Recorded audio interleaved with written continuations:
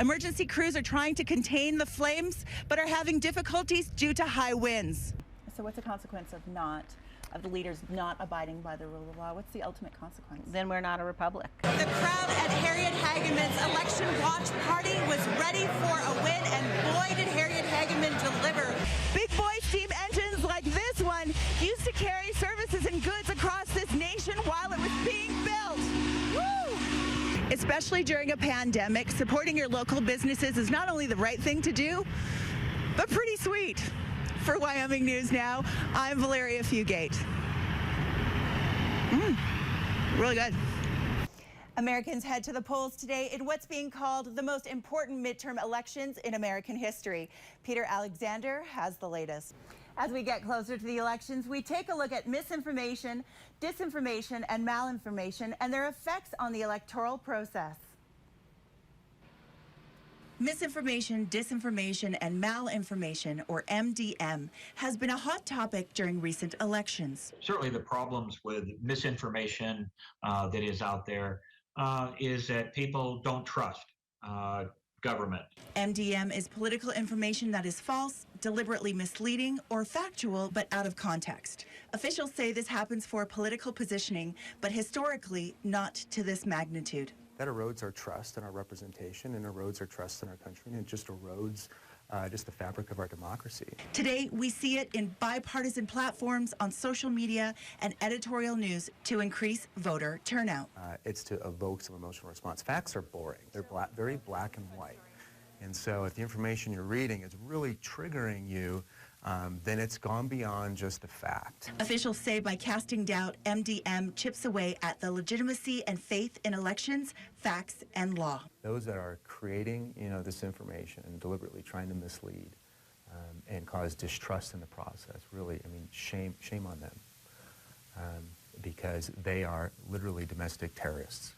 Schoen says the best way to debunk conspiracy is to get involved, volunteering for elections and learning about its security firsthand. Schoen says ballot machines are not hooked up to the internet and are tested by counting 1 million ballots accurately before they go out publicly. Paper ballots are counted against poll books and tabulators several times during elections, so ballots cannot go missing. We all want the same things. It's just how we achieve that. And that's where the debate should be. What's the avenue to our common goal as opposed to, is this person good or evil?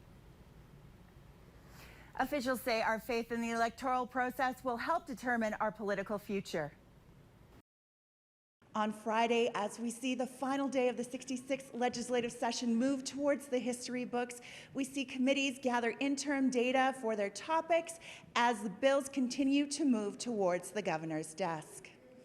House Bill 31, Wyoming's Tomorrow Scholarship Program, was signed by the governor on Friday. This bill is for mature students who can't afford to go back to school but want to upgrade their skill set. The bill will help Wyomingite families and strengthen the workforce.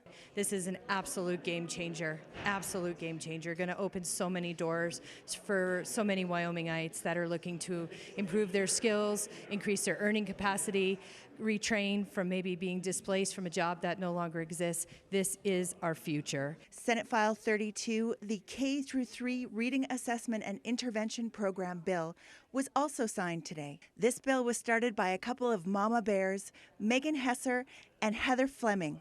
These moms intervened on their children's behalf when they felt something wasn't right with their kids' reading. Teachers said that they'd grow out of it, but their kids kept falling behind. If you're not asking the right questions in the classroom and you're not using good assessments in the classroom, whether it's the teacher's choice or not, there's only so much you're going to see and be able to catch. And the earlier you catch a reading difficulty, the easier it is on the kiddos and the families and the teachers and everyone involved. After 2 years of effort and work with state legislators and educators, these moms brought it all the way to the Capitol, not only to get help for their kids, but for all the kids of Wyoming. It's okay to speak out. Do you have something to say? Okay. What do you want to say? Dyslexic people can put their mind to anything. Yeah. Fleming wasn't available for the signing because she was on a plane headed towards another state to make sure those kids have similar legislation.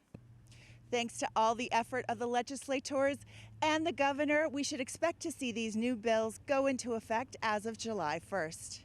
For Wyoming News Now, I'm Valeria Fugate. Wyoming's slogan is the equality state, but it also has a legacy of discrimination. And now that legacy is spilling over to a group Wyomingites say they respect most in our state. According to FE Warren officers, 4 military families of color have transferred out of the state. The reason? These service members and their children face repeated racial discrimination from the community, including schoolmates. Military authorities spoke up and say the diversity our military brings is a source of strength in Wyoming. Great communities are diverse. Great communities celebrate everybody that they have together with them. Great communities accept one another, and they don't tolerate behavior like this. Barrington says this racism affects who stays, who chooses to come, and who invests in our city and our state. The military is our largest employer with over $400 million in payroll. Our nuclear mission here is vital. I need talented people who can come to work. So when we start impacting our ability to bring in top talent, that is a strategic problem. Governor Mark Gordon says racism weakens Wyoming. It is troubling to me that we have soldiers that are protecting our very rights, that are feeling uncomfortable living here. And when we have Russia rattling sabers and China doing all that it's doing overseas, we should feel strongly about making sure that our military feels safe here and that they also know that Wyoming supports them 100%. Air Force staff broke their silence in January when these ongoing issues came to a head. Officials say it got so bad, a serviceman's daughter became suicidal and another family's son was fined for fighting when racially berated. So what has been done and what works to fix it? We'll have some answers for you tonight at 10. This election day will come down to which party can turn out more voters. And with more than 42 million early votes already cast nationwide, it's setting up to be a big day. Alice Barr has the latest. We're just 5 days away from the electoral finish line, with big names crisscrossing the country to rally voters as several midterm races remain too close to call. Alice Barr has the latest from Washington.